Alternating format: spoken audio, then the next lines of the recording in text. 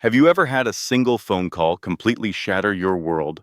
For Maggie Reynolds, that call came at exactly 7:32 on a Tuesday morning. She knew the precise time because she was watching the digital clock in her kitchen, letting her coffee grow cold as she saw the seconds pass. The voice on the other end was professional and unfamiliar. When it asked, "Mrs. Reynolds?" She replied, "Yes, this is Margaret Reynolds." The woman continued, "Ma'am, my name is Detective Sarah Walsh with the Manhattan Police Department. We need you to come to the station. This is regarding your husband, Richard Reynolds." The coffee mug slipped right through Maggie's fingers and smashed on the marble floor of their lavish Park Avenue penthouse. "Mrs. Reynolds, are you still on the line?"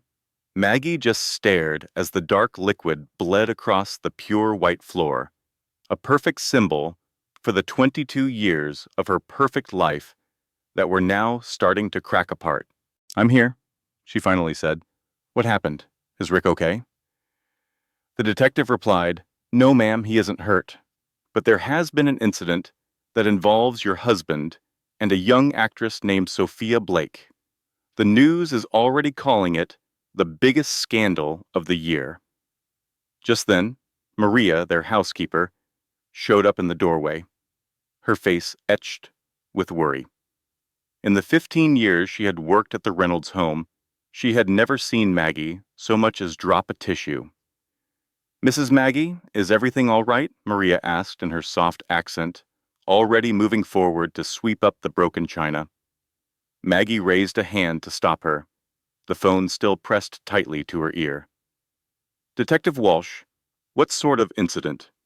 The detective's voice was flat. "Ma'am, your husband was photographed coming out of the Ritz-Carlton at 2 in the morning with Miss Blake. On top of that, there are allegations of financial misconduct at his company." Each word landed like a punch. Her millionaire husband, soon to be her ex-husband, was not just cheating, but was apparently a thief as well. The flawless life she had constructed, the relentless social climbing, the glamorous charity events, and the perfectly decorated home, it was all turning to dust. "I will be there in 1 hour," she somehow managed to say. Maria was still there, holding a broom, her expression full of concern. "Mrs. Maggie?" Maggie's voice sounded foreign to her, unnaturally calm. "It is fine, Maria. Please just leave it for now. I have to get dressed and go downtown." She walked into her bedroom, feeling completely numb, her bare feet making no sound on the imported Italian marble. Their master bedroom was a shrine to Rick's wealth. It had 1,200 thread-count Egyptian cotton sheets, a custom-made mahogany headboard that cost more than a luxury car, and a walk-in closet bigger than most apartments in the city. Maggie stood before her mirror and looked at the reflection of a 47-year-old woman who had just learned her entire life was a sham. Her auburn hair, cut to shoulder length, was perfectly in place from a salon visit the day before. Her skin was flawless, a testament to what the best dermatologists could provide. She was in a silk nightgown that had cost $800, and suddenly, none of that meant anything. She chose a navy blue Chanel suit, putting on a suit of armor for the battle ahead. As she got dressed, her mind started clearing, pushing past the initial shock and toward a sharper, colder state of mind. After 22 years of marriage, she was learning from a police officer that her husband was having an affair. Not from Rick, not from the society gossips, but from a complete stranger. The elevator ride down to the ground floor seemed to last forever. Harold, the doorman, tipped his cap as she walked by him. "Good morning, Mrs. Reynolds. Should I get a car for you?"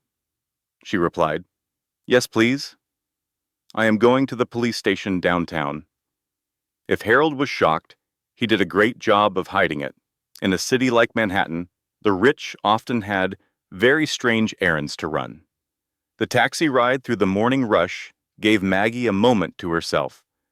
She took out her phone and finally did the one thing she had been dreading. She searched for her husband's name online. The headlines were inescapable. CEO Richard Reynolds in hotel tryst with actress Sophia Blake. Another read, Reynolds Industries stock in freefall after scandal. And another, divorce on the horizon for power couple. The pictures were brutal. There was Rick, her handsome 52-year-old husband, wrapped in a clear embrace with a woman who could have been his daughter. Sophia Blake was 28 years old, blonde, gorgeous, and the exact opposite of Maggie. Her phone started buzzing with texts from worried friends, but she ignored every single one. She would deal with all that later. This story proves that your greatest chapter can begin exactly when someone tries to end you. If you have ever felt trapped, worthless, or defined by someone else's opinion of you, stay until the very end. What happens next will change how you see your own power. The police station was a huge granite building in Lower Manhattan, already swarmed by news trucks and photographers. Maggie calmly paid the driver and walked straight through the mob, holding her head high. She paid no attention to the questions being yelled at her or the blinding camera flashes. Mrs. Reynolds, did you know about the affair? Margaret, are you planning to file for divorce? Do you have any comment about your husband's business dealings? She pushed her way through the glass doors of the station, thankful to finally be in the quiet interior. A woman who looked to be in her 40s walked up to her, a badge clearly visible on her belt. Mrs. Reynolds, I am Detective Walsh. I appreciate you coming in. Maggie asked directly, what exactly is happening, Detective? The detective led her to a small conference room with harsh fluorescent lights and cheap carpeting. Let's sit, and I will walk you through everything. Detective Walsh placed a thick file on the table and opened it.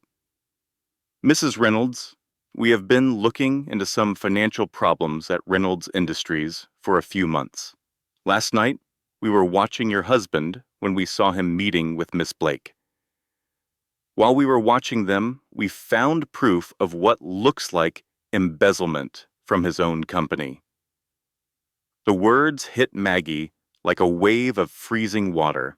Embezzlement? The detective nodded. It seems your husband has been secretly moving money from the company's charitable foundation to his own private accounts. We are talking about several $1,000,000 over the last 3 years. Maggie felt a cold knot form in her stomach. That charitable foundation was her entire world. She had started it, managed it, and planned every single fundraising event. Her own name was on all the official papers. Detective, does this mean I am being investigated too?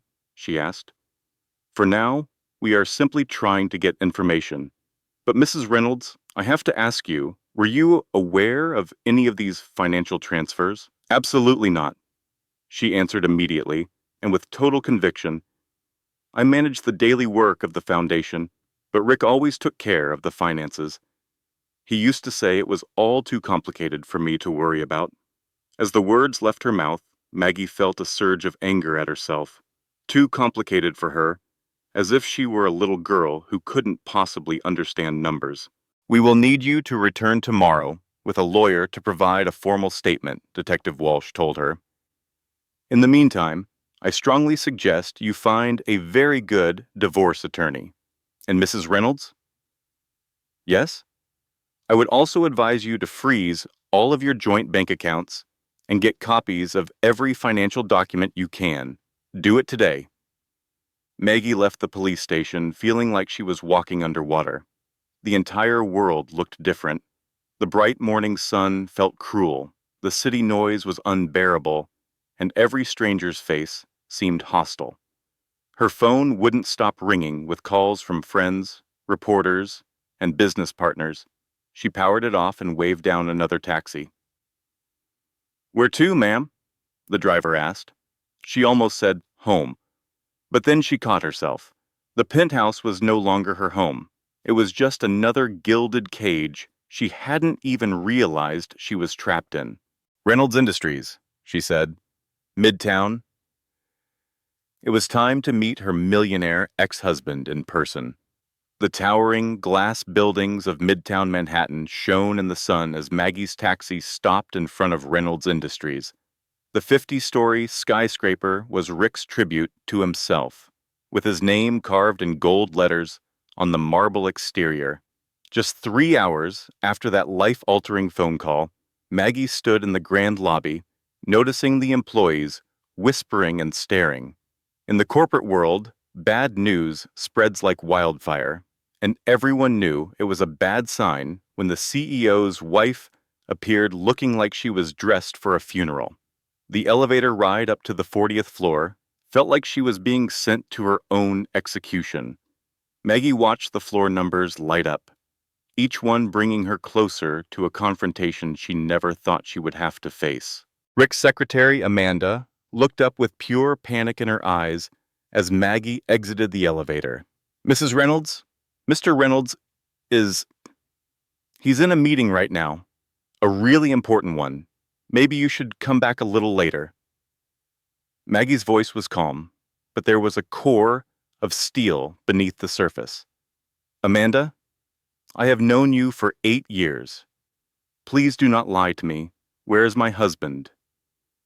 Amanda couldn't look her in the eye and whispered, Boardroom B.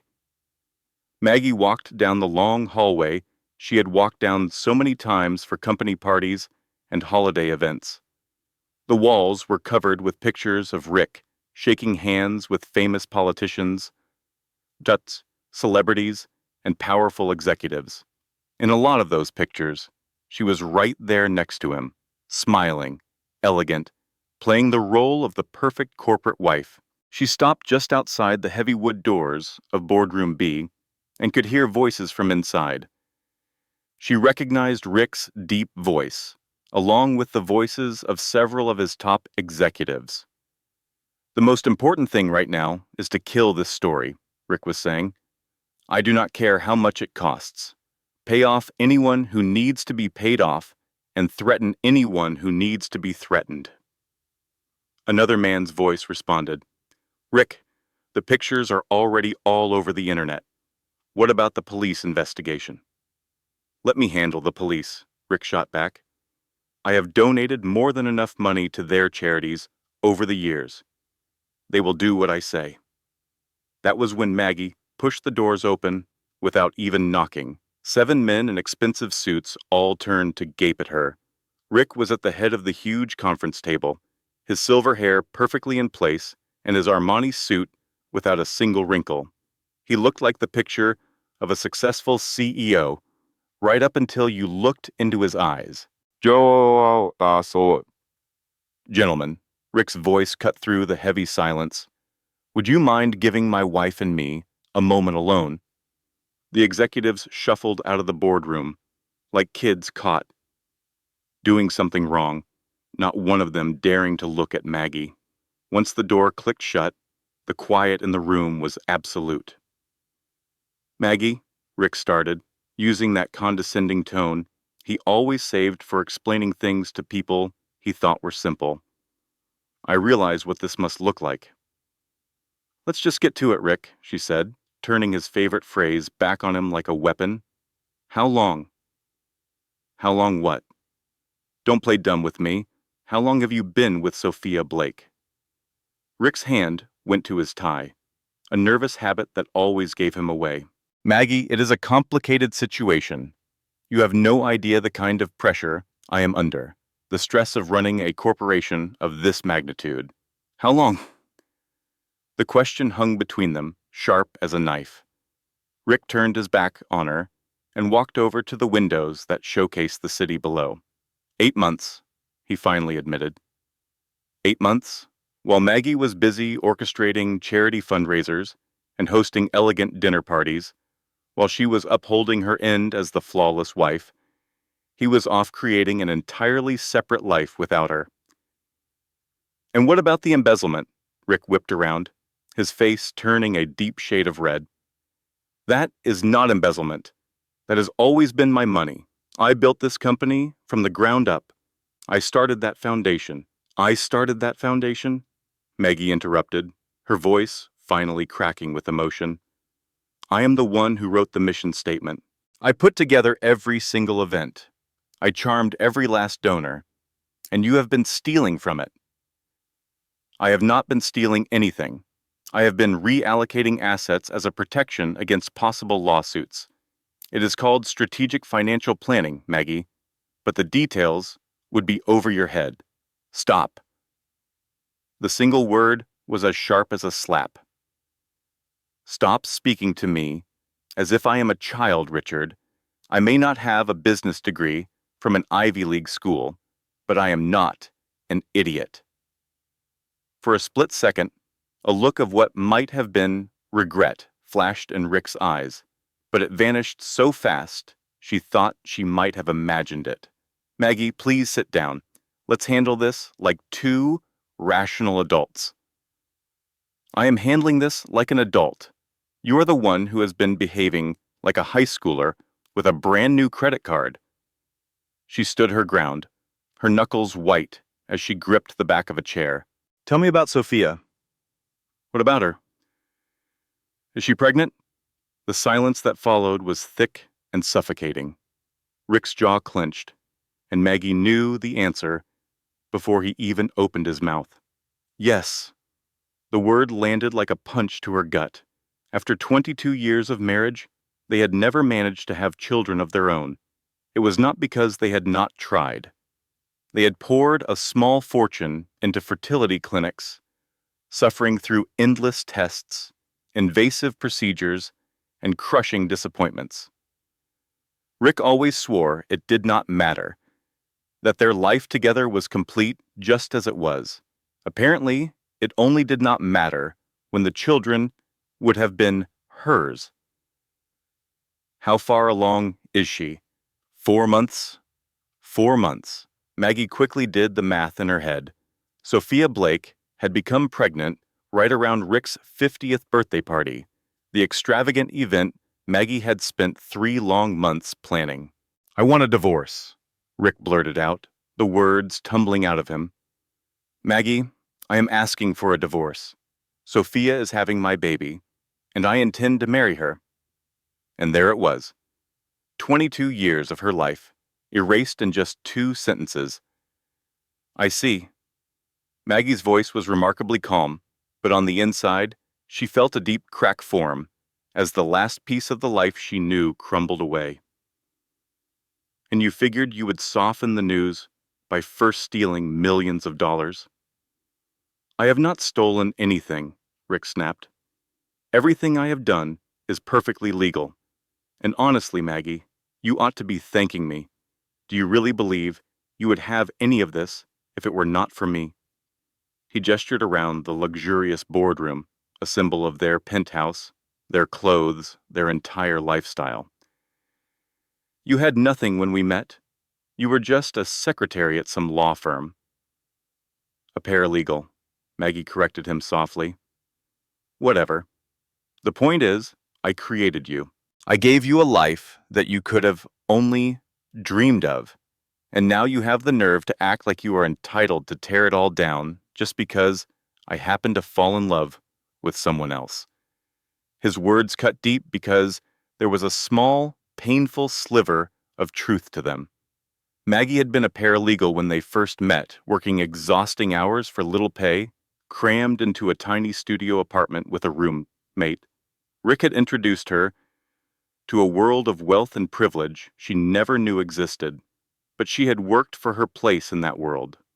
She had been the ideal corporate wife, the charming hostess, and the relentless charity organizer. She had put her own ambitions aside for his, merging her identity with his success. And now he was brushing it all off, as if she were nothing more than a high-priced decoration.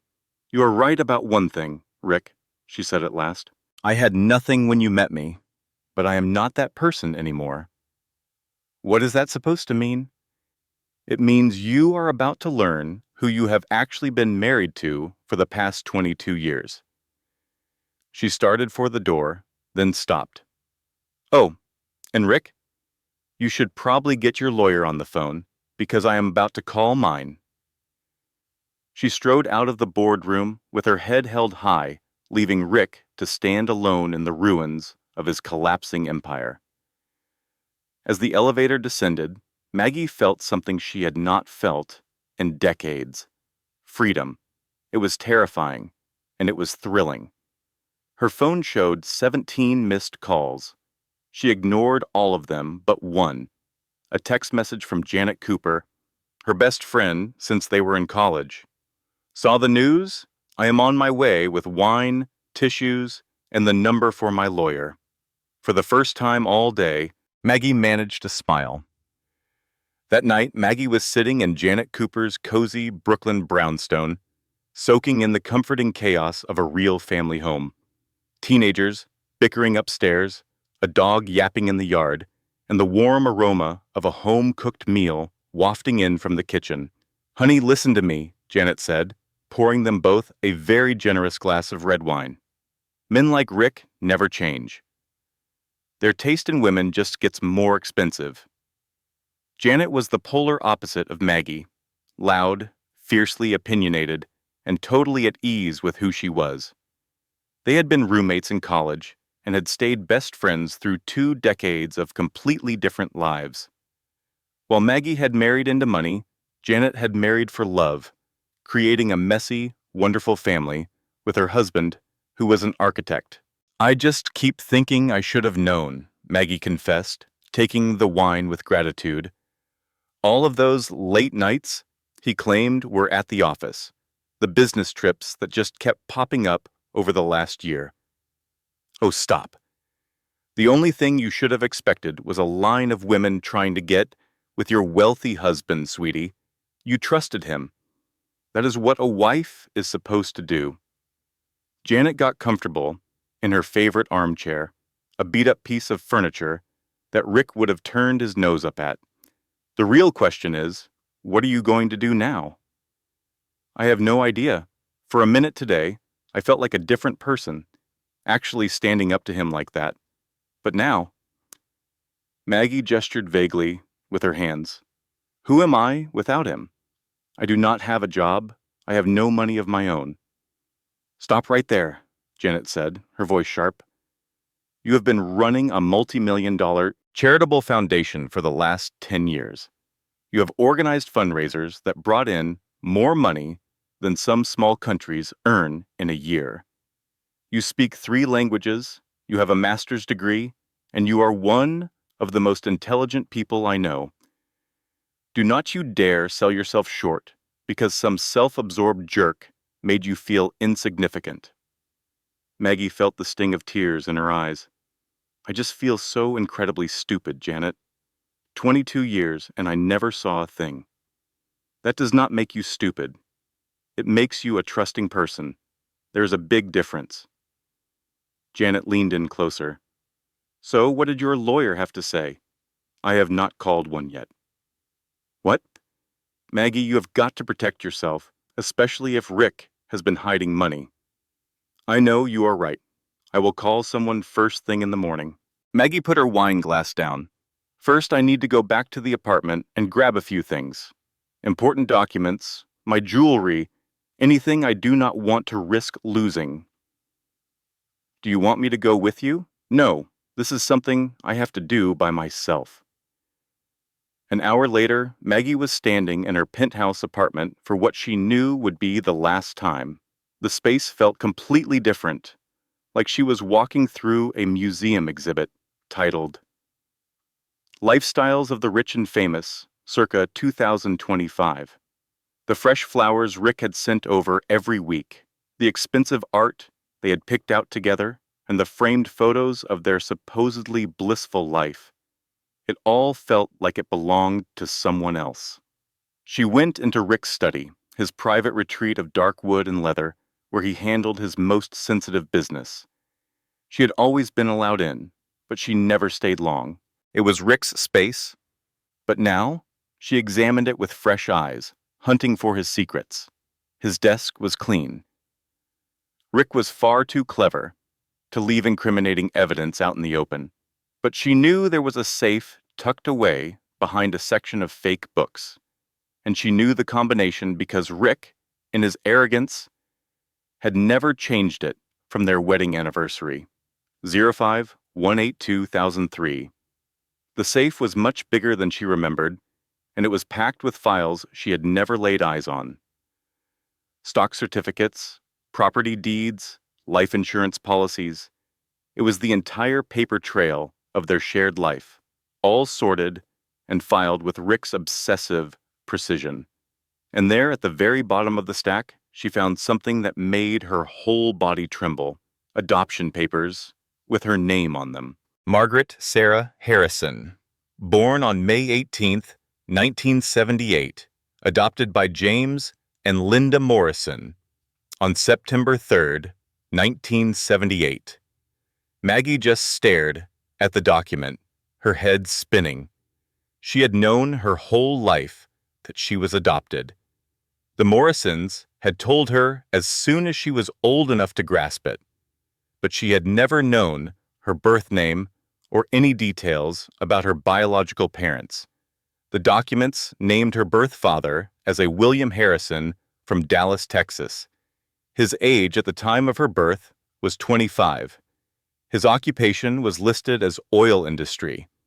In the margin, there was a phone number scribbled in Rick's perfect handwriting, with a note that said, "Emergency contact only." Maggie's hands shook as she took out her phone and typed William Harrison, Dallas, oil into the search bar. The results that popped up made her collapse into Rick's expensive leather chair. William Harrison was not just in the oil industry. He basically was the oil industry in Texas. Harrison Petroleum represented one of the biggest private oil fortunes in America, with a value estimated at $8 billion. According to the documents, William Harrison had been searching for his lost daughter for more than 40 years. "Well, I will be," Maggie murmured, using a classic saying from the adoptive dad who had raised her. She took pictures of every single page inside the safe, then meticulously placed each item back in its original position. However, she held on to the adoption paperwork and the handwritten phone number. Maggie then took a final walk through the penthouse, grabbing a small suitcase and filling it with only the essentials. Just as she was shutting the closet door, her phone vibrated. A text message from a number she did not recognize popped up. It read, "I saw the news about your husband. If you want the real story on what he has been up to, meet me at Cafe Luna tomorrow morning at 10. The message ended with 2 words, "Come alone." Maggie just stared at her screen for a moment before deleting the entire conversation. She had dealt with enough shocking truths for one day, but as she walked out of the penthouse, she felt a profound shift deep within her. For the first time in 22 years, she was no longer Mrs. Richard Reynolds. She was the daughter of William Harrison, a fact that could change her entire world. Later, at her friend Janet's house, she laid out the adoption papers. "My God, Maggie," Janet said, her voice a hushed whisper as she looked over the pages. "Do you have any idea what this means?" Maggie replied, "It means I might have a real family out there that I never knew." Janet shook her head. "It means you have about 8 billion reasons to stop worrying about whatever settlement Rick is offering."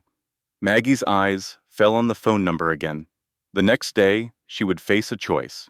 Either call a man who might be her father, or she could keep trying to piece together a life that was already shattered beyond repair. But that night, she felt a glimmer of something she had not felt in months, a feeling that resembled hope. This could change absolutely everything. The following morning was filled with the roar of a private jet's engines firing up on a runway at JFK. With trembling hands, Maggie had dialed the number from Rick's safe at sunrise, making the call to Texas. Harrison residence, a woman's voice with a heavy southern drawl answered the phone. My name is Margaret Reynolds. I need to speak with William Harrison. I have reason to believe he may be my father." An intense silence followed on the other end, stretching on for so long that Maggie was sure she had been disconnected. Then, a deep, authoritative man's voice boomed in the background. "Give me that phone, Margaret." His voice was exactly as she had pictured it, a Texas accent made gentle by age and overwhelming emotion. "Is that really you, my little girl?" That loving phrase completely broke down her defenses. "I think it is. I have adoption documents, and they list you as my birth father." He replied, "Now you listen to me, young lady. I have spent 47 years looking for you. Tell me where you are. I am in New York. I am sending my plane for you right now. Do not move an inch until it gets there." That conversation happened 6 hours ago. Now Maggie was sitting inside the plush cabin of a Gulfstream jet, watching the American heartland scroll by below her at 40,000 feet. She had never been on a private flight. Rick always called it a pointless extravagance, and the quiet opulence felt completely unreal. The flight attendant, a kind-eyed woman around Maggie's age, served her coffee in a real porcelain cup. "Mr. Harrison is so very excited to meet you," she offered with a warm smile. "He has carried a baby picture of you in his wallet for longer than I have worked for him." "How long have you been with him?" Maggie asked. 23 years. And I can tell you, in all that time, I have never seen him as purely happy as he was this morning when he found out you were coming home." Home. The word sounded foreign to Maggie. She had never considered Texas her home. While she was born there, she grew up in upstate New York with the Morrisons, wonderful people who provided a loving, middle-class life. They had passed away in a car crash 10 years earlier, which left Rick as her only family. As the jet started its descent into Dallas, Maggie leaned her head against the window. The city seemed to stretch out forever, a sprawling testament to oil wealth and Texan ambition. "Is this your first visit to Dallas?" the flight attendant inquired. "It is my first time back," Maggie gently corrected her. The Harrison Ranch was located a 40-minute drive from the city, down a long private road that wound through miles of rolling green hills and towering oil derricks. Maggie sat quietly in the back of a black Range Rover, watching a landscape that should have felt like her own, but instead seemed like a foreign country. When the main house finally appeared, it was nothing like she had imagined. She expected a flashy, over-the-top mansion, but instead saw a beautiful, sprawling ranch house. It was built with natural stone and weathered wood, designed to blend in with the land instead of dominating it. A man stood waiting for them on the front porch. The adoption papers said William Harrison was 72 years old, yet he moved with the energy of a man much younger, standing tall and broad with a full head of silver hair and piercing blue eyes.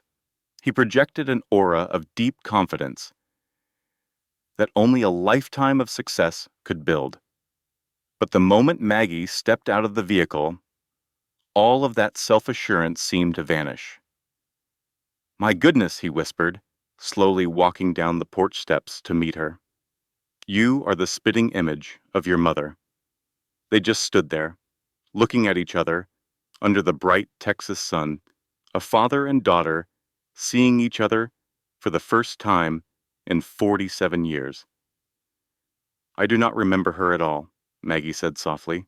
He replied, "She was the most beautiful woman I had ever seen, and the kindest soul." William's voice was thick with emotion. "She passed away when you were only 6 months old, in a car crash on a rainy night, just like the one that took your adoptive parents. It seems some families are just plagued by tragedy." "Then why did you give me away?" The question hung in the air between them like an accusation. William motioned to the chairs on the porch. "Please, sit with me. I will tell you the whole story." They sat down in two large, comfortable rocking chairs that overlooked the vast ranch, where horses could be seen grazing peacefully in the distance. "I was only 25 years old when you were born," William started. His voice had a measured pace. like a man telling a story he had silently told himself 1,000 times. I was young, foolish, and completely terrified of being a father. Your mother's name was Sarah. She was just 22. We were not married, which was a much bigger deal back then than it is today. He paused for a moment, his gaze fixed on the horizon. After she died, I completely fell apart. I started drinking heavily. I stopped going to work, and I almost destroyed the company my father had built. My own father finally gave me an ultimatum. He said I had two choices. I could either get my act together and raise you myself, or I could place you with a family that could give you the love you deserved while I put my own broken life back together. And you picked the family, Maggie stated flatly. I picked what I believed was the best thing for you. The Morrisons were good people. They were Sarah's cousin and her husband. They were unable to have children of their own, and they swore they would raise you and love you as if you were theirs. William's voice cracked with emotion. I promised myself I would come back for you as soon as I was worthy of being the father you needed, but you never came back. Maggie's voice was full of hurt. I tried to. Lord knows I tried, but every single time I thought I was getting close, every time I paid a new investigator or tracked down a new lead, something would block my path.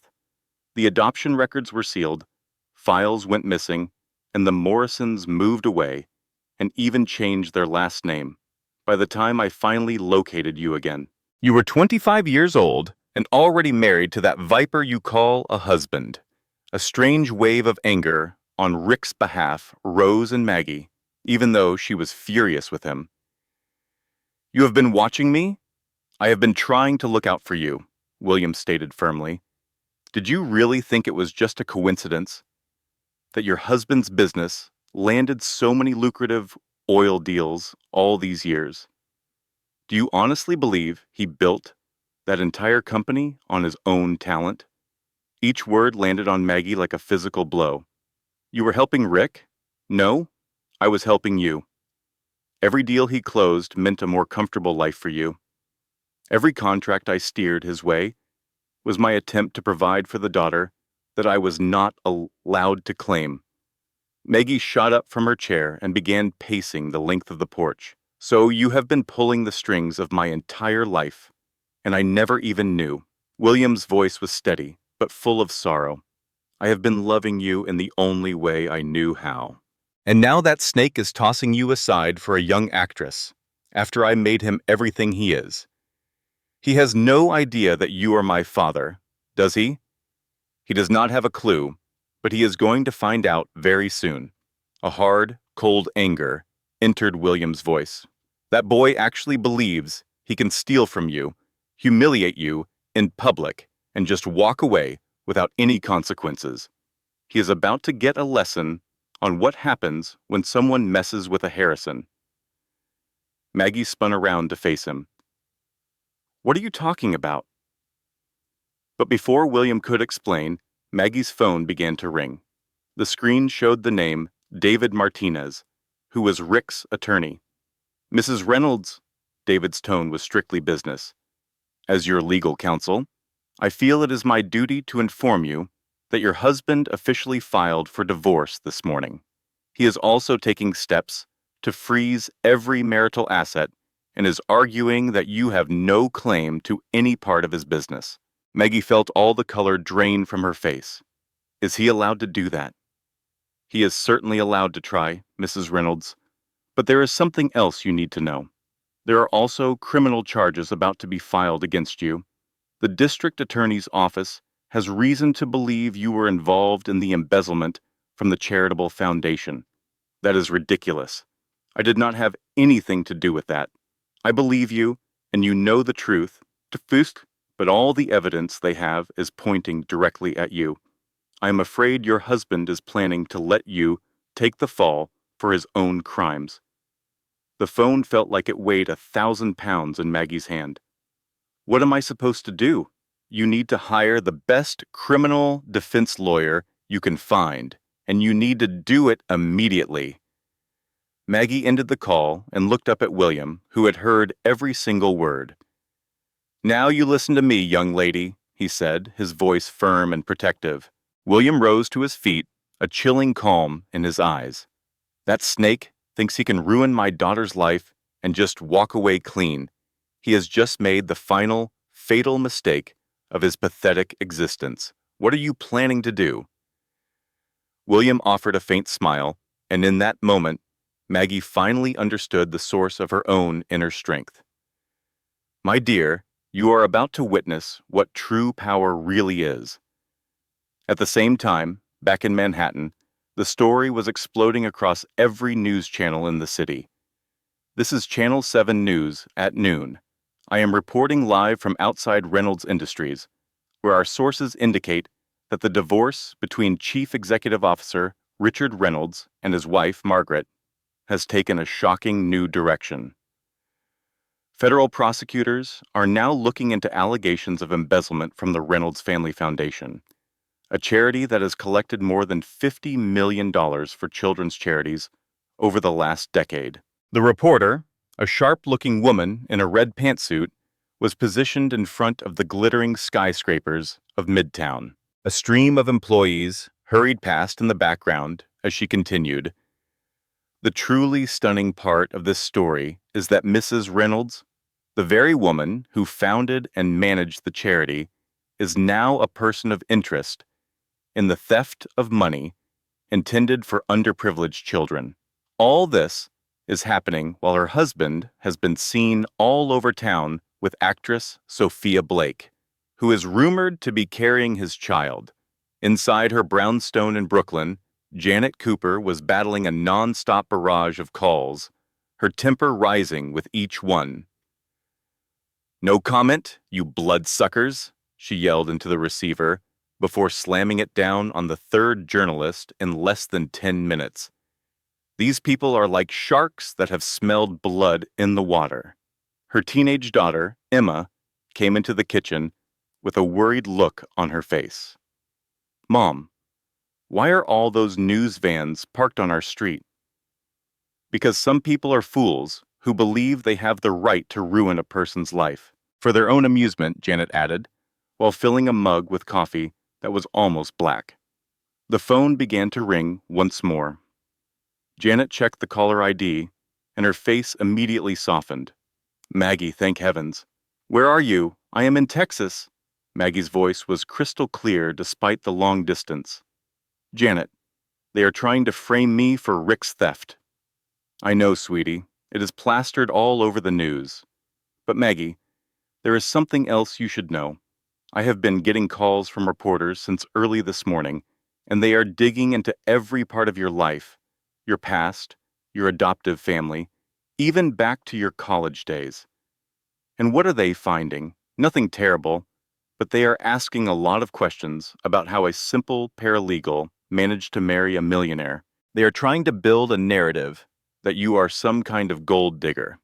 On the other end of the phone, Maggie felt that old, familiar fire of anger ignite inside her.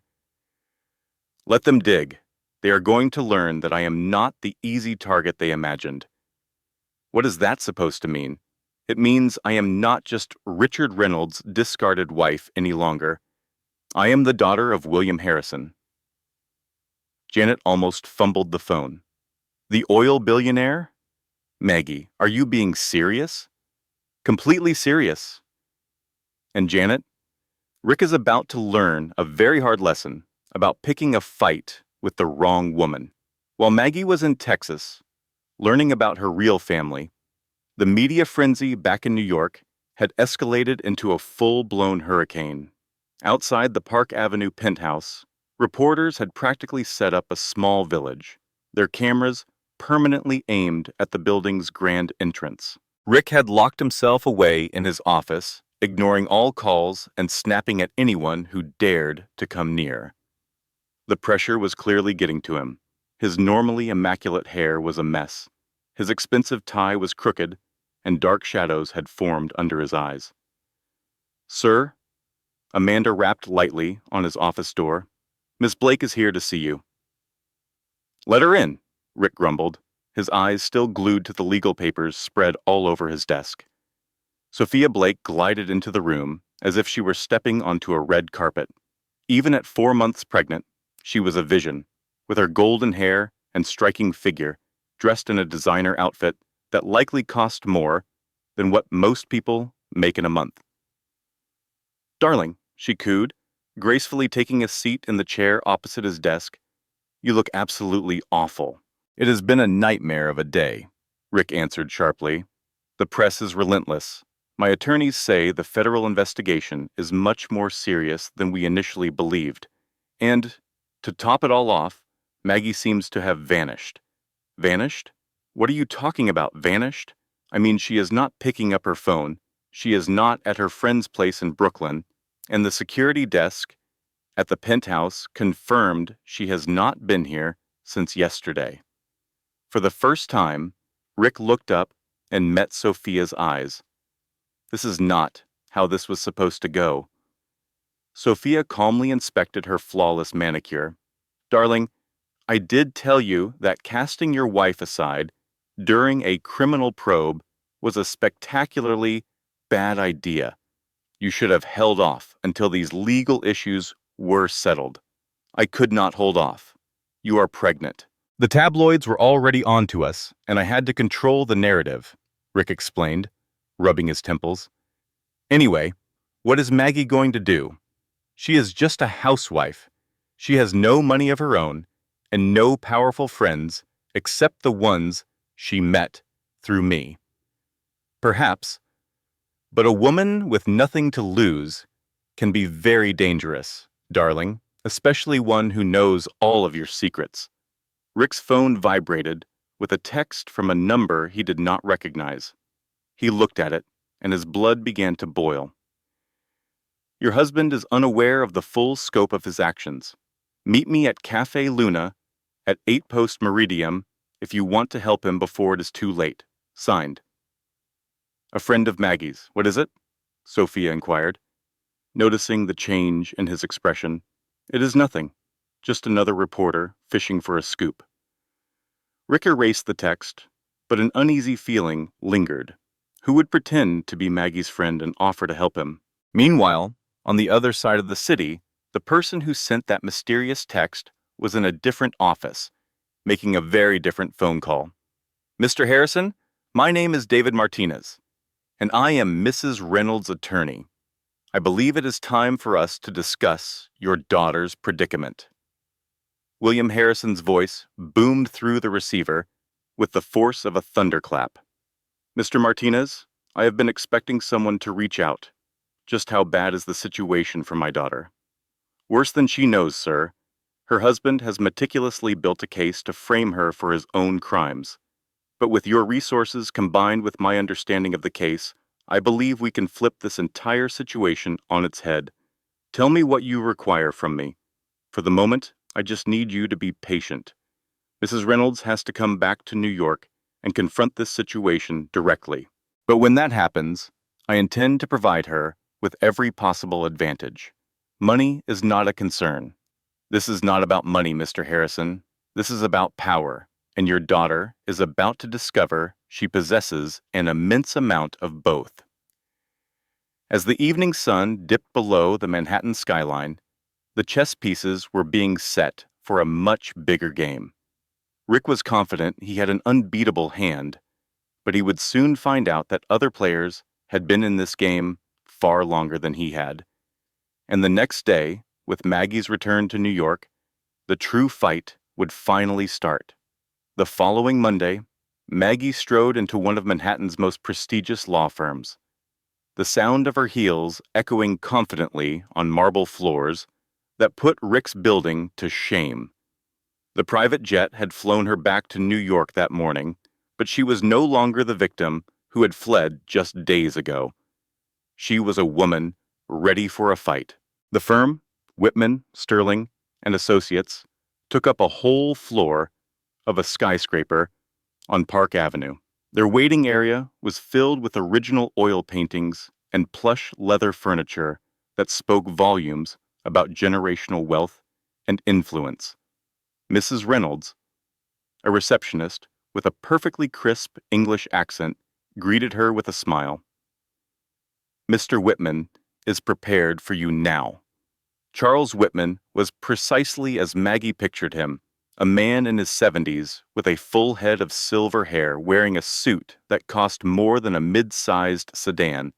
Yet his handshake was strong and his eyes were incredibly sharp and intelligent. Mrs. Reynolds, please have a seat. I have been looking over the details of your case with great fascination. His office had a stunning view of Central Park, with massive windows from floor to ceiling that filled the room with daylight. Books on law filled the shelves, while framed degrees from Harvard and Yale were hung discreetly on the walls.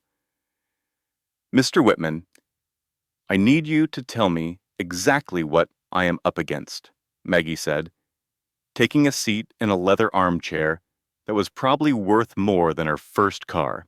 I will be blunt, Mrs. Reynolds. Your husband has created an elaborate scheme. It was designed to embezzle millions of dollars from your charity, all while setting it up to look like you were the one pulling the strings. Whitman opened a large file.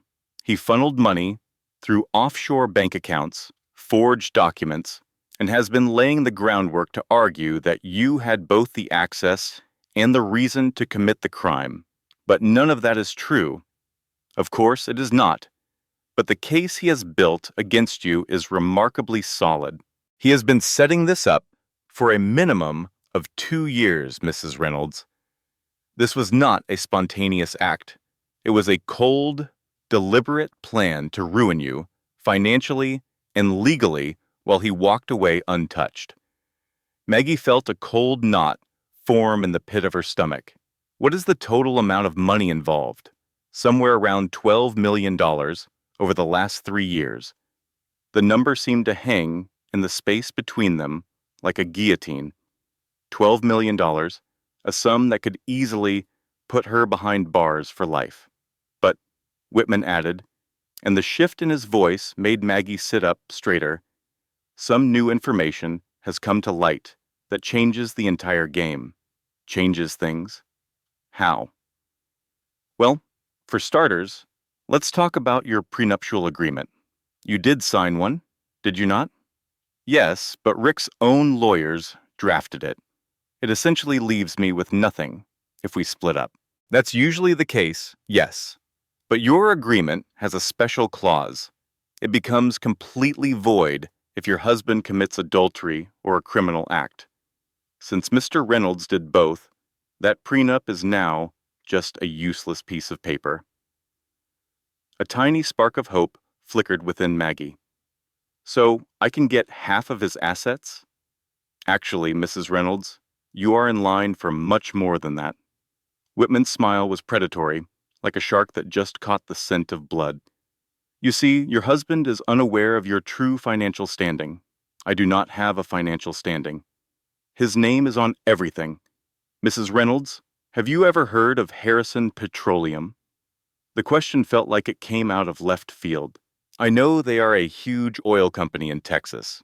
What about them? Because, Mrs. Reynolds, you have owned 12% of that company since your 21st birthday. The statement struck her with the force of a punch. That is not possible.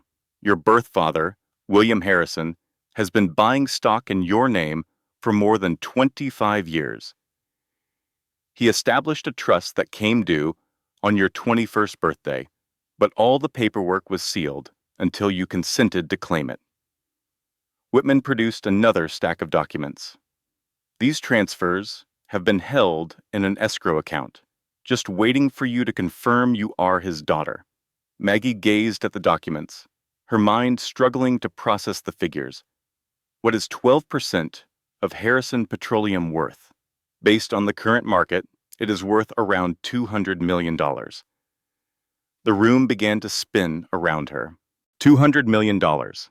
For 2 days, she believed she was destitute and on the verge of going to jail. Now this lawyer was revealing she had more money than she could even imagine. Well, I will be damned, she breathed, echoing her adoptive dad's go-to expression. And there is more, Mrs. Reynolds. Over the years, your father also kept a record of every single business deal he arranged for your husband. Every oil contract, every sweetheart deal, every backdoor maneuver that turned Reynolds Industries into the giant it is today. He kept detailed files, very detailed, even recordings of phone calls where your husband admitted that Mr. Harrison's help was the only reason he was successful. Whitman leaned in closer. Mrs. Reynolds, your father created your husband's empire to take care of you. And now that your husband has betrayed you, Mr. Harrison is ready to tear down everything he built. Maggie got up and went to the window, gazing down at the city she had called home for over 20 years. From this height, everything seemed smaller, more controllable. Mrs. Reynolds, Whitman said softly, a lot of women in your position feel it is too late to start over after a marriage ends. They believe they are too old, too stuck, too reliant on the life they knew. You, however, are about to shatter that myth. She turned to look at him. What is the first step? First, we file divorce papers and get an emergency court order to freeze every single one of your husband's assets while the embezzlement is investigated. Second, we show proof that your husband manipulated and deceived you, which makes you his victim, not his partner in crime. Third, we unveil your actual financial power, showing everyone you have the means to see this fight through to the end. And fourth, Whitman's grin was all teeth. Fourth, we ruin your husband so thoroughly that he will spend every remaining day of his life regretting he ever heard the name Harrison.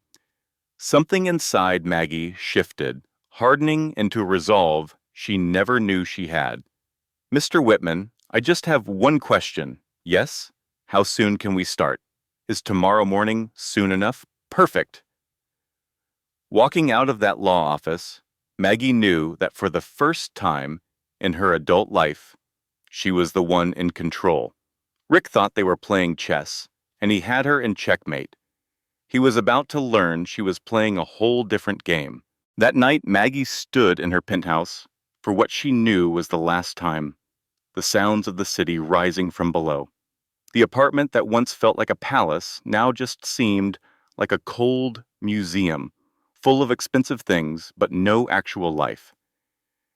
Janet was helping her pack, gently wrapping the few personal things Maggie wanted to take.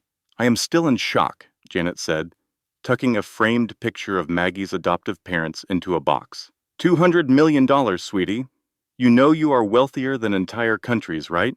It has not sunk in yet, Maggie confessed, glancing around the master bedroom one final time. A day ago, I was convinced I was about to lose it all. Now I realize I never even needed any of Rick's money in the first place. Wow, that has to hurt his ego. The part that stings is knowing my father was looking out for me my whole adult life, and I had no idea. Maggie grabbed a jewelry box from her vanity. All this time, I thought Rick was some kind of business genius. Turns out, he was just riding on my father's coattails. Honey, let me tell you something, Janet said, launching into her favorite saying. Karma has a crazy sense of humor. Your narcissistic ex chose the absolute worst woman to double-cross. Maggie's phone buzzed. The screen read, William Harrison. Hello, Daddy, she answered, the word still feeling unfamiliar. How are you doing, kiddo? Better than I thought I would be. Charles Whitman walked me through everything today. Charlie is a great guy. He has been my attorney for 30 years. William's voice was kind but firm. Are you prepared for the next part of this? I believe so, but I have to ask you one thing, anything. Why did you not tell me who you were years ago? Why did you let me stay with Rick when you knew the kind of man he was? The line went quiet for so long, Maggie wondered if he had hung up. Because I was a coward, William finally said. I was terrified that if I reached out, you would want nothing to do with me. I was scared you would think I was just trying to buy your affection after I gave you up. So I told myself that helping you from a distance was good enough. But now, I see that I threw away 47 years being scared when I could have been getting to know my own daughter. I do not want to waste any more time." Tears welled up in Maggie's eyes. "Me neither." "Good, because tomorrow we teach that snake a lesson about what happens when you cross a Harrison woman." After the call ended, Maggie began making a few tactical calls of her own. First, she dialed the society columnist at the New York Post who had been hounding her for days. "This is Margaret Reynolds. I believe you have been looking for me. Mrs. Reynolds, thank you for returning my call. We are very interested in your side of the story regarding your husband's affair and the criminal allegations. I will give you an exclusive," Maggie cut in, "but on one condition. You publish exactly what I give you, precisely when I say to publish it." "Well, that is not our standard procedure. Do you want the biggest story of the year, or do you want to chase rumors that will be stale by this time next week?" A beat of silence. "What kind of story are we discussing?"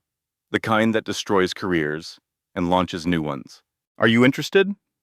"Extremely interested." "Excellent. I will call you tomorrow night with the information." Her next call was to the event planner who managed the foundation's charity galas. "Caroline, it is Maggie Reynolds. I need you to set up an event for tomorrow evening." "Maggie, I heard about the divorce.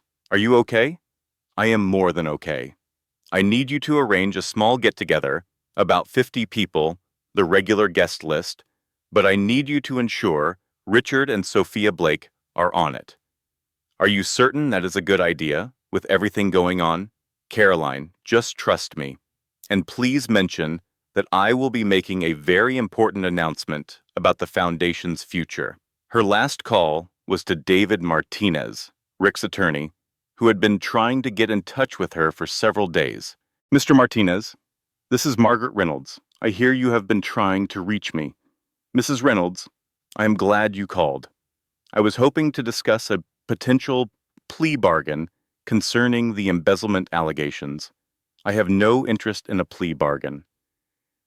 Mrs. Reynolds, I would strongly advise you to weigh your options. The case against you is very strong, and the district attorney is offering a surprisingly lenient deal. Mr. Martinez, allow me to save us both some trouble. I will not be pleading guilty to crimes I did not commit just to shield my husband from the fallout of his own actions. Mrs. Reynolds, I am not sure you grasp the gravity of your situation." "Oh, I grasp it perfectly. The real question is, do you grasp yours?" "I am sorry, I do not understand." "You will tomorrow. Good night, Mr. Martinez." As Maggie finished packing the last of her personal things, her phone lit up with a text from Rick. "Maggie, we have to talk. This has all gone too far. Please call me." She read the message, paused, and then typed her reply. "You are right, Richard. This has gone much too far. We can talk tomorrow at the plaza. Come by yourself." His answer was instant. "What is at the plaza?" "Your day of reckoning." Janet glanced up from the box she was taping shut. "Are you absolutely sure you are ready for this?" "Janet, for 22 years, I was the model corporate wife. I was always polite, always supportive, always agreeable. I let everyone underestimate me because it was just easier than putting up a fight." Maggie taped the final box closed and surveyed the now empty penthouse. But that woman is gone, and tomorrow everyone is about to meet the real Margaret Harrison. What happens when a man tries to ruin his wife, only to discover he picked a fight with the wrong woman? Maggie was about to show her husband and all of New York that underestimating her was the last mistake he would ever make. This is a story about reclaiming your power, so stick around to see some truly satisfying justice. As they left the penthouse, a feeling of closure washed over Maggie. She was not just ending a marriage, she was shedding an old version of herself, one that was too small for the life she was meant to live. Tomorrow, inside the Plaza Hotel, Richard Reynolds would learn he had made the biggest mistake of his life, and she planned to enjoy every second of his realization. The grand ballroom was alive with the sound of New York's elite. Crystal glasses chimed, and orchestra music drifted through the air. Caroline, the event planner, had worked wonders on short notice. The room was filled with white orchids and bathed in golden light, creating an elegant and intimate atmosphere. Maggie stood in the private elevator, wearing a navy blue Valentino gown that cost $15,000. She had spent the money from her newly discovered Harrison Petroleum account with pure delight. Her hair was swept up in a sophisticated style, and she wore a pair of diamond earrings that had belonged to her birth mother. They were a gift from William that morning. He adjusted his black tie and said, "You look beautiful, little girl." At 72, William was still an impressive man, with perfectly styled silver hair and a flawless tuxedo. "Your mother would be so proud."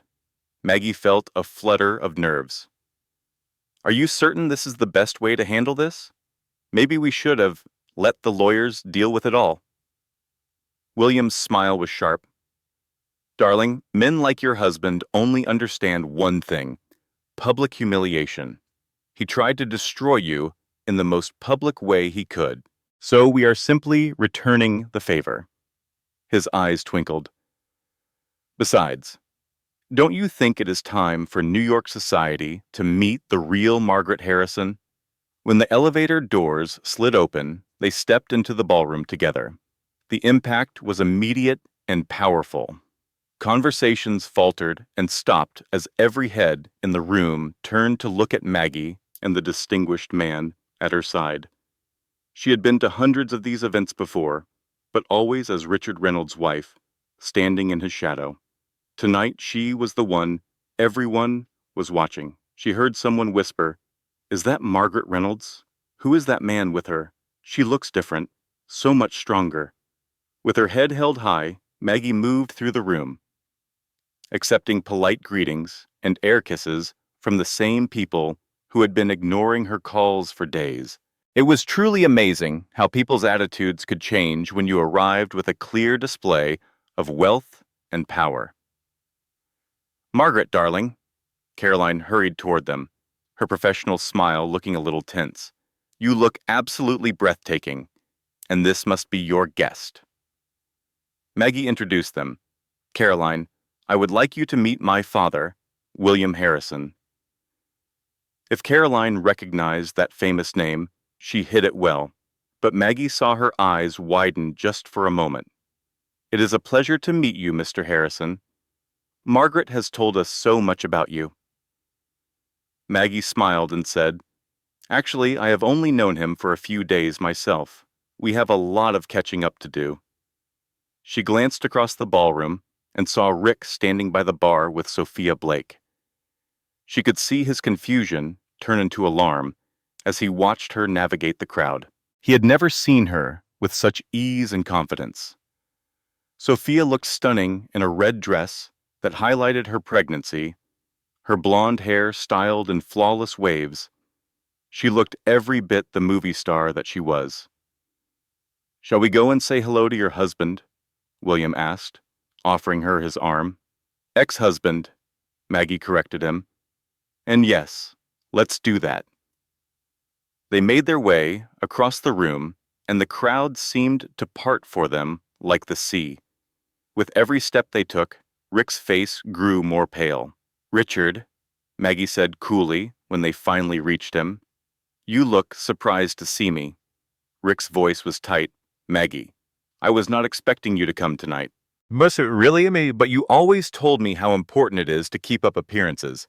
She then turned to Sophia, her smile never quite reaching her eyes. "And you must be Sophia. Congratulations on your pregnancy." Sophia lifted her chin in defiance. "Thank you, darling. Richard and I are very happy." Maggie's voice was light and pleasant. "I am sure you are. Richard, I would like you to meet my father, William Harrison." All the color drained from Rick's face. "Your father?" William's Texas drawl was suddenly more noticeable. "That is right, son. Margaret's father. the one who has been looking out for her for the past 22 years. The wine glass slipped from Rick's hand and shattered on the marble floor. You are William Harrison, of Harrison Petroleum? I certainly am, William replied. And you are the snake who has been stealing from my daughter. The conversations around them began to quiet down as other guests started moving closer, sensing a dramatic scene. Rick stammered, I do not know what you think you know. But his voice had lost all of its usual authority. William's voice was calm, but loud enough for everyone to hear. I know everything, boy. I know about every contract I sent your way, every deal I helped you close, and every favor I called in to build your little empire. I know about the $12 million you stole from the children's charity. I know about the fake documents you created to frame my daughter, and I know you plan to destroy her reputation to save your own worthless skin. Rick was sputtering, looking around desperately for a way out. That is not... I did not... Sophia's voice was suddenly high-pitched. Darling, maybe we should go, Maggie chimed in. An excellent idea, Miss Blake. But before you leave, I thought you might find something about your fiancé's business empire interesting. We are not engaged, Sophia said quickly. Not yet, maybe, Maggie said sweetly. But I am sure Richard has promised you a wonderful life after our divorce is finalized and he gets all that money. The only problem is there is no going to be any money. Rick demanded, What are you talking about? Maggie explained, I am talking about the fact that every major contract your company has had for the last 20 years was arranged by my father. Every oil deal, every government contract, and every bit of business that made you a wealthy man. It all came from the influence of Harrison Petroleum. The crowd around them had grown even larger, captivated by the public unraveling of New York's newest scandal. William continued, And as of this morning, every single one of those contracts has been canceled. Rick's face turned a sickly shade of green. You cannot do that. William's smile was like a predator's. I can do anything I want, son. It is my oil, my contracts, and my business connections. It turns out that when you betray a man's daughter, he tends to take it personally. Just then, the band leader announced, Ladies and gentlemen, Mr. Richard Reynolds would like to make an announcement. All eyes turned to Rick, who looked like he was completely trapped. Maggie realized he had probably planned to announce his engagement to Sophia tonight. Go on, darling, Sophia whispered to him urgently. Tell them about us. Rick walked slowly toward the microphone near the orchestra, his face as white as a sheet. Ladies and gentlemen, he began, thank you for coming tonight. I have an announcement to make about my future plans. He paused, staring out at the sea of faces watching him. Actually, Maggie said, stepping forward, I think I will make the announcement instead. She walked to the microphone with the assurance of a woman who knew she was in complete control. Rick tried to move toward her, but William placed a firm hand on his shoulder, holding him back. Ladies and gentlemen, my name is Margaret Harrison Reynolds, she said, her voice clear and strong throughout the ballroom. Many of you know me as Richard's wife, but tonight, I want you to meet me as William Harrison's daughter. A murmur swept through the crowd like a current of electricity. Everyone there knew who William Harrison was. For the past 22 years, I have stood by my husband while he built what looked like a business empire. Tonight, I would like to share the truth about how that empire was really built and what is going to happen to it now. Rick made another attempt to get to the microphone, but this time, David Martinez blocked his path. Maggie's eyes widened when she saw that it was Rick's own lawyer stopping him. Mr. Martinez, she said into the microphone, would you like to tell everyone what you told me this afternoon? David Martinez stepped forward, completely composed. Ladies and gentlemen, as of this afternoon, Mr. Richard Reynolds is under federal indictment for embezzlement, fraud, and conspiracy.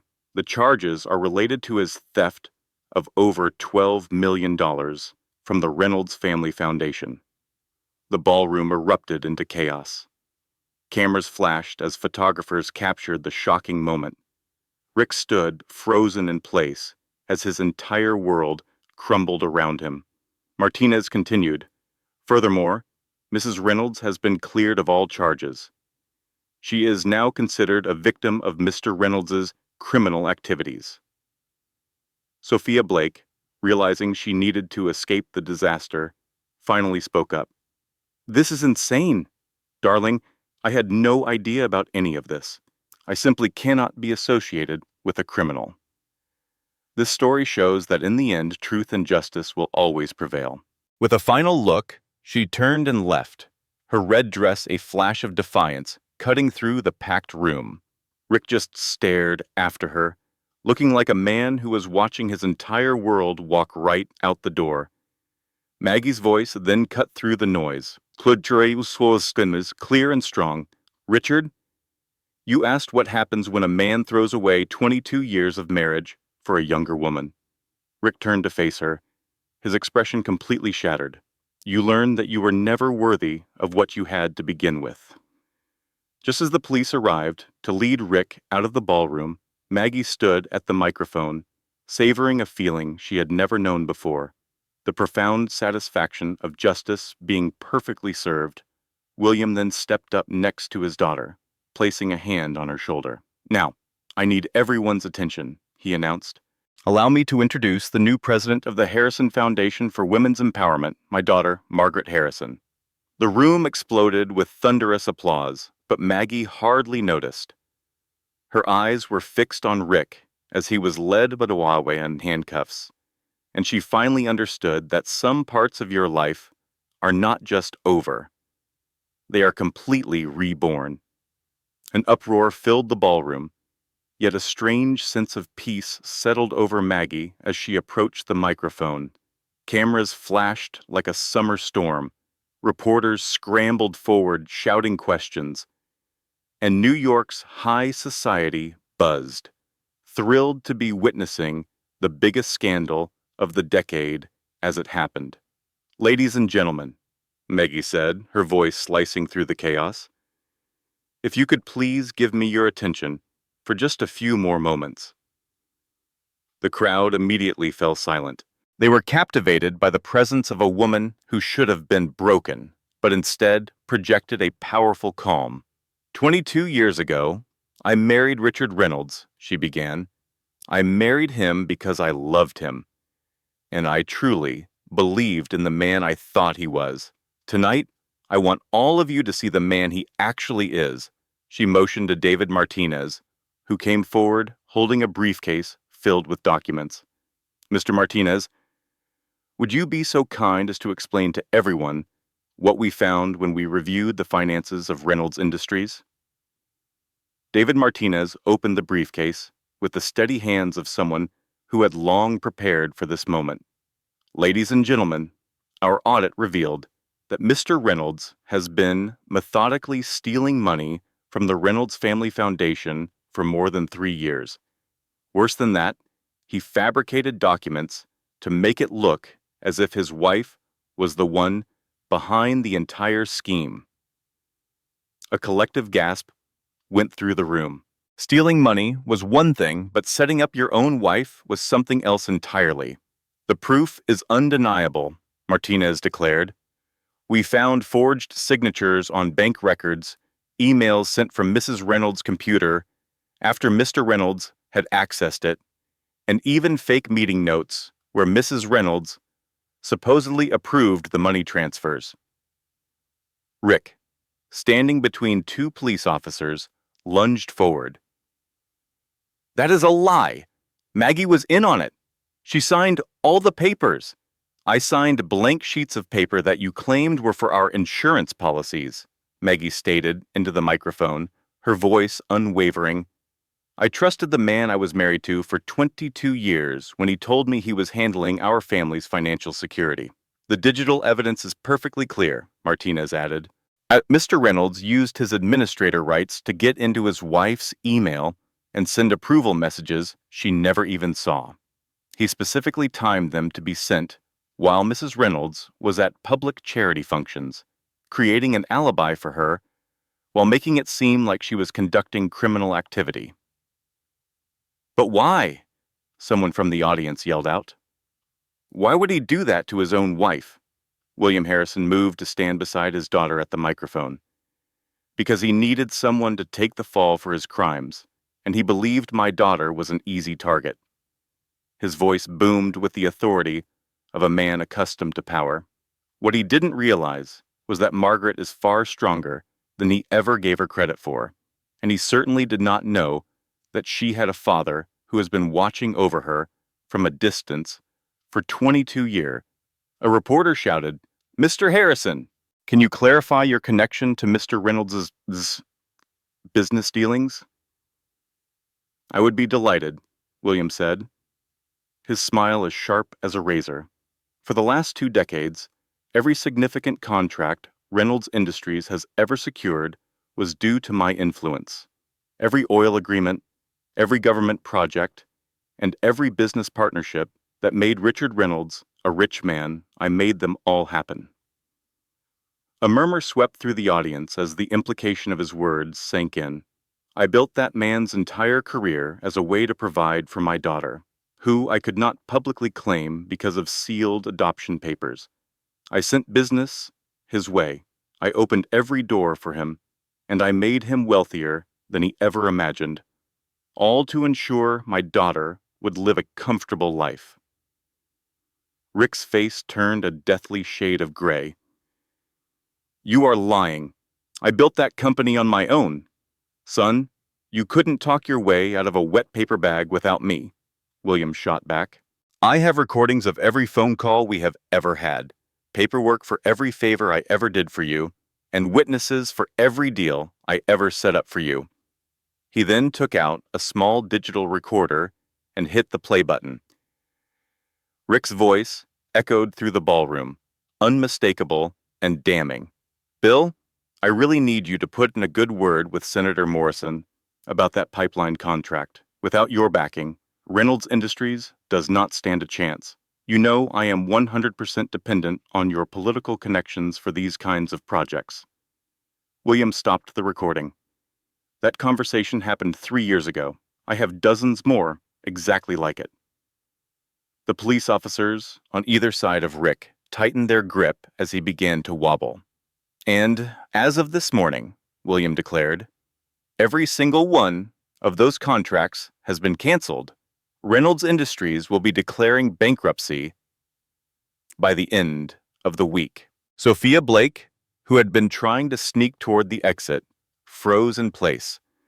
The color drained from her face as she grasped what this meant for her. "Furthermore," Martinez announced, "the criminal probe has been expanded. We have found proof that Mr. Reynolds was also engaged in tax evasion, securities fraud, and laundering money through offshore accounts. Federal prosecutors estimate he will face somewhere between 20 to 30 years in prison," William added with a note of satisfaction, "assuming he is convicted on every charge, which seems highly probable given the mountain of evidence." Rick finally managed to speak. "This is all a lie. You're just trying to ruin me because you are jealous that I found love with someone else." "No, Richard," Maggie said, stepping forward once again. "You ruined yourself when you decided it was acceptable to steal from charities for children. You ruined yourself when you decided to frame me for your own crimes. And you ruined yourself when you completely underestimated the woman you were married to for 22 years. She paused, looking directly at the faces of people who had been her friends and peers for decades. "I need everyone in this room to understand something. For 22 years, I was convinced I was nothing without my husband. I thought his success was my safety net, his approval was my value, and his love was who I was." Her voice gained strength with every word she spoke. "Tonight I have discovered that I am the daughter of one of America's most powerful men. I have discovered that I am worth more money than I could ever have dreamed of. But the most important thing I have learned is that my self-worth has absolutely nothing to do with any man's opinion of me. The applause that followed was loud, long, and genuine. These people knew real power when they saw it, and they were watching a new force emerge right before their eyes. The Harrison Foundation for Women's Empowerment will focus on helping women over 50 who are embarking on new journeys in their lives, Maggie announced. Whether they are escaping abusive situations, launching new careers, or just learning to find their own value after years of prioritizing everyone else. "What happens to Mr. Reynolds' company?" a reporter yelled. "What about it?" William answered. "It is worthless without my support, and it is toxic because of his criminal activity. I would not be surprised if his creditors sell off every last asset within 60 days. Rick was escorted out in handcuffs, his entire life's work collapsing behind him like a house of cards. As the officers led him away, Maggie heard him say one last thing. "You will never find happiness without me, Maggie. You are nothing on your own." She looked back at him, almost feeling a sense of pity. "No, Richard, you are the one who is nothing without me. You just failed to see it until now."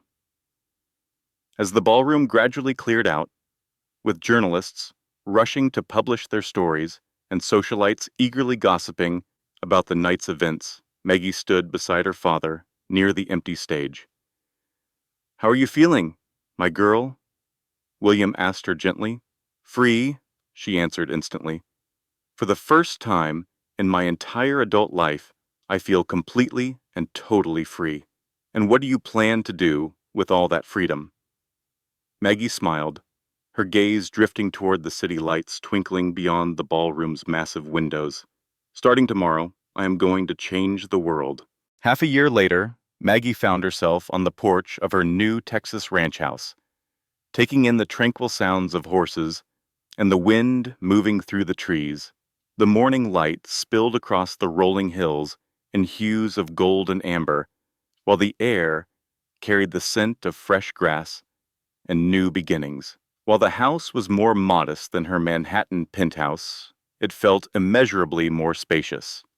It was built from local stone and aged wood, designed to blend in with the landscape instead of overpowering it. Sunlight flooded every room, and each window framed a view of the ranch that was quickly becoming her real home. Her phone buzzed, breaking the quiet of her morning reflection. The screen displayed Janet Cooper's name. "Honey, you are not going to believe this," Janet's familiar voice said, perfectly clear despite the miles. "Karma has a wicked sense of timing." "What has happened now?" Maggie asked, leaning back comfortably in her rocking chair. "Your narcissistic ex-husband received his sentence yesterday. He got 25 years, and he is not eligible for parole for the first 15. And listen to this. Sophia Blake gave testimony against him in return for full immunity from prosecution." Maggie felt a brief spark of something that resembled satisfaction, but a much stronger wave of relief washed it away. "So, it is finally done? It is finally done. Rick Reynolds will be an old man by the time he leaves prison, if he even lives that long. And apparently, Sophia Blake is now seeing some tech billionaire out in Silicon Valley. By the way, the baby was born last month, a little girl. I just hope she grows up with more sense than her parents," Maggie said, and she truly meant it. "Speaking of intelligent women, I read that article in the Times about your foundation. $5 million raised in just 6 months. "That is amazing," Maggie said with a smile, her thoughts turning to the letters she received every day from women all over the country. These were women who had discovered the strength to escape bad marriages, to launch new careers, or to simply find their own self-worth. For the first time in many years, the money is helpful, but the stories are what truly count. Just yesterday, a letter came from a woman in Ohio who finally left her abusive husband after 30 years together. She is 58 years old and just launched her own business. What kind of business? She creates custom quilts. She mentioned it was something she had always dreamed of doing, but her husband always told her it was a foolish waste of time. Maggie's voice filled with warmth. She even sent me a picture of her very first paid project, a wedding quilt for her daughter. It was absolutely beautiful. You are changing lives, Maggie. We are changing lives, and this foundation is only the start. When she ended the call with Janet, Maggie went to her home office, a bright room that looked out over the horse pastures. The walls were covered with letters of gratitude from women who had been awarded grants from the Harrison Foundation, with each note serving as proof of the power of a second chance. Her laptop made a sound, signaling a new email. It came from Dr. Sarah Chen, a 53-year-old physician who used a foundation grant to establish a free women's health clinic in rural Montana. Dear Mrs. Harrison, the email started. I wanted to give you an update on how the clinic is doing. We have provided care to over 300 women in just our first 3 months, and many of them had never received adequate health care before. Your foundation gave me more than just money. It gave me the confidence to chase a dream I had given up on when I married 30 years ago. Thank you for showing me it is never too late to become the person you were always meant to be. Maggie printed out the email, placing it on the growing pile of success stories on her desk. Every single letter was a reminder of why she had started this new chapter. A gentle knock at her office door broke her concentration. William stood in the doorway, holding 2 mugs of coffee and dressed in his usual weekend attire of jeans and a work shirt. Morning, little girl. How are the world changers doing today? Changing the world one woman at a time, Maggie answered, taking the coffee with a grateful smile. What are your plans? I was thinking I would ride out to the north pasture to check on the new foals. Do you want to join me? I would love that. They saddled up 2 horses and rode together across the ranch in a comfortable quiet. The bond between the father and daughter was still developing, but it became stronger with each passing day. William had shown great patience while Maggie learned how to trust again, and she had been understanding as he learned how to be a father to a grown-up woman. I received a call from Charlie Whitman yesterday, William mentioned, as they stopped to admire a mare and her foal grazing in the morning light. It was about the Reynolds Industries bankruptcy. The final liquidation is now complete. The creditors managed to get back about 30 cents on the dollar. Everything else was consumed by legal expenses and Rick's criminal dealings. Maggie felt a twinge of pity for the employees who had lost their livelihoods, but she had no regrets about Rick's ruin. What happened to the penthouse? It was sold at auction. Some technology entrepreneur from California was the buyer. William's smile was knowing. He paid about half of what Rick originally spent on it. And just like that, our old life is completely gone. Your old life, William corrected her softly. Your new life is only just starting. They rode toward the house as the sun ascended in the Texas sky. After they ate lunch, Maggie drove into Dallas to deliver a speech at the Women's Business Network's monthly gathering. The ballroom at the Adolphus Hotel was filled to capacity with women of all generations, from brand new college graduates to highly experienced executives. Maggie took her place at the podium and gazed out at the faces that mirrored her own recent past. 6 months ago, I believed my life was finished, she started. I was 47 years old, going through a divorce, and looking at criminal charges. I was certain that the best part of my life was over. The room was perfectly still, with everyone listening intently to her words. For 22 years, I had built my identity around someone else's achievements, someone else's validation, and someone else's affection. When all of that was stripped away, I believed I had nothing at all. She paused, looking directly at different women in the room. I was mistaken. I did not have nothing. I had everything that I needed. I had intelligence, I had experience, I had determination, And most importantly, I had the bravery to begin again. A woman seated in the front row put up her hand. Miss Harrison, it is much easier to start over when you inherit $200 million. What about the rest of us who do not have that kind of resource? Maggie gave her a warm smile. You are completely right. Money certainly makes things less difficult.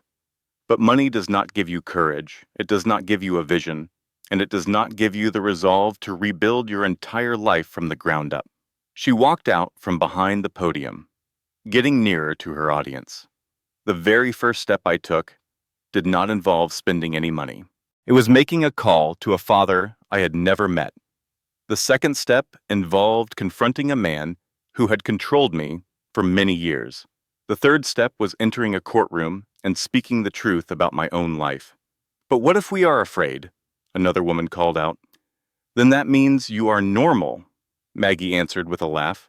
I was absolutely terrified every single day for months. There are still times I feel scared. Being afraid does not prevent you from starting over.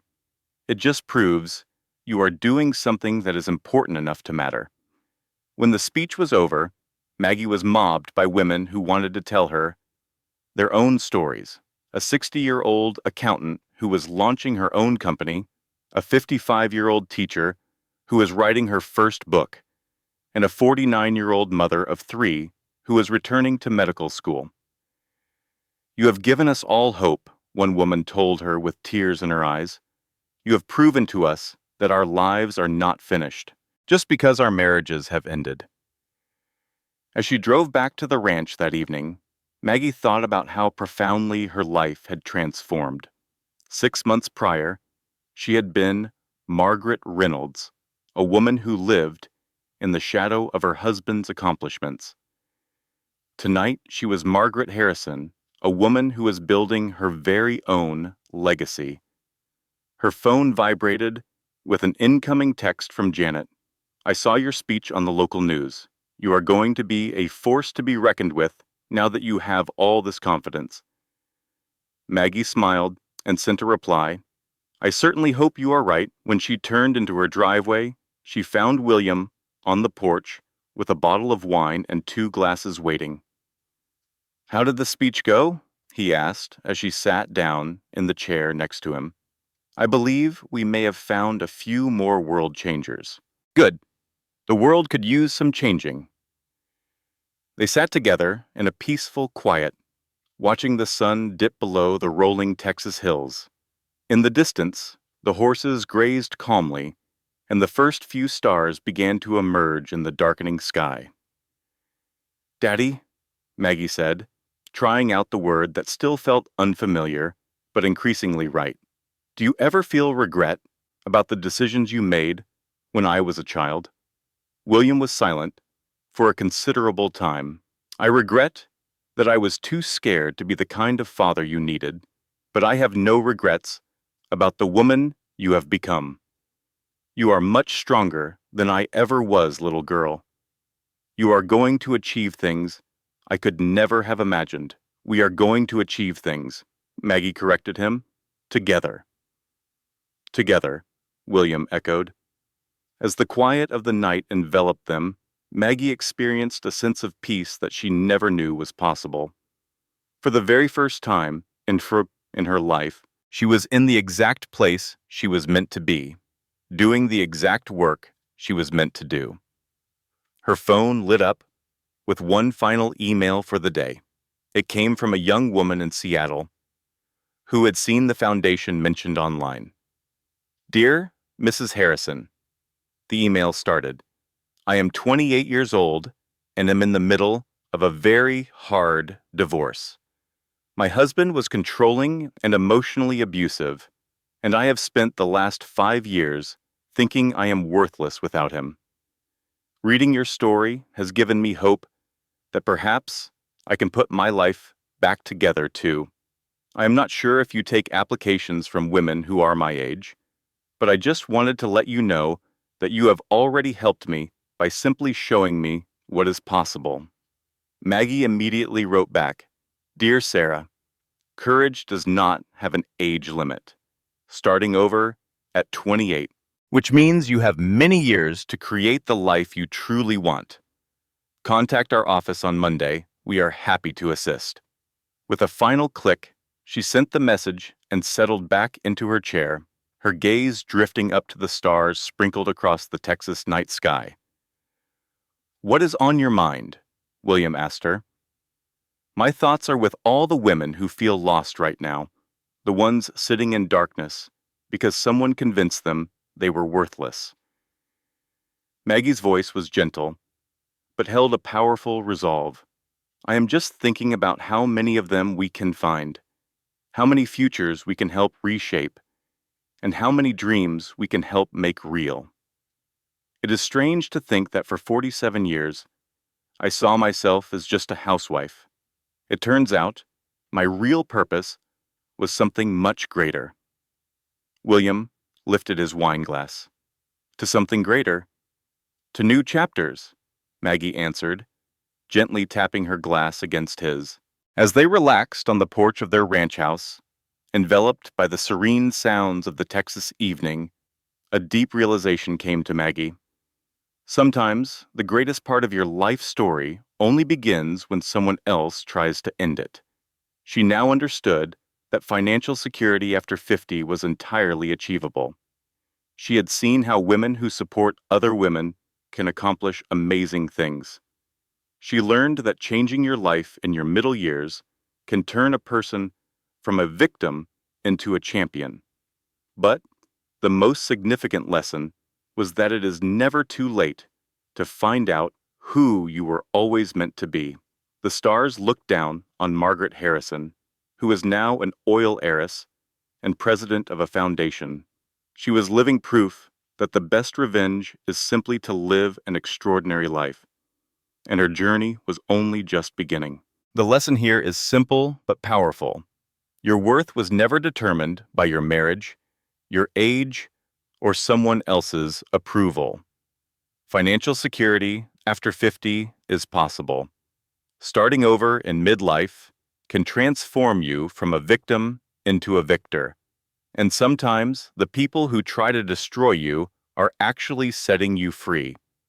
If this story touched your heart, or if you know a woman who needs to hear this message, please like this video, leave a comment sharing your thoughts, and subscribe to our channel for more stories of courage and transformation. Your support helps us reach more women who need to know they are not alone. Share this with someone who is going through a difficult time. You never know whose life you might change today. This content was carefully researched, developed, and manually edited by our team to bring you meaningful lessons and inspiration. Thank you for being part of our community.